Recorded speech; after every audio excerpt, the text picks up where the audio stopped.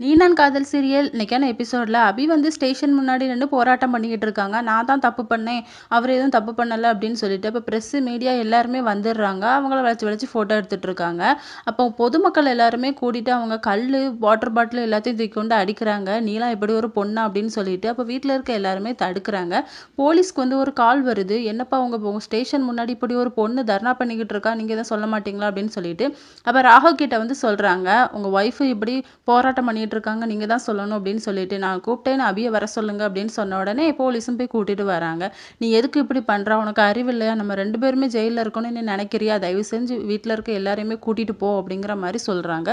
சரி அப்படின்னு சொல்லிட்டு அவங்க எல்லாத்தையும் அமுச்சு விட்டுறாங்க. போலீஸ் வந்து நீங்க கொஞ்ச நேரம் இதில் இருந்துட்டு போங்கம்மா அப்படிங்கிற மாதிரி சொல்றாங்க. அபி வந்து ராகவை வந்து ரொம்ப ஃபீல் பண்ணி பார்த்துட்டே இருக்காங்க.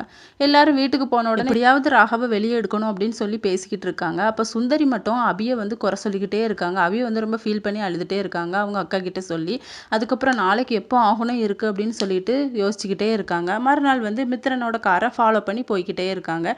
மித்ரன் எப்படியாவது உண்மையை ஒத்துக்கணும், இதுக்கு விவேக் தான் காரணம் அப்படின்னு சொல்லிட்டு அதே மாதிரி ஃபாலோ பண்ணிக்கிட்டே போகிறாங்க. அவர் வந்து ஒரு பில்டிங்குள்ளே போகிறாரு. இவங்க வெளியே வாட்ச் பண்ணிகிட்டே இருக்காங்க. இதோட இன்னைக்கான எபிசோட் முடியுது.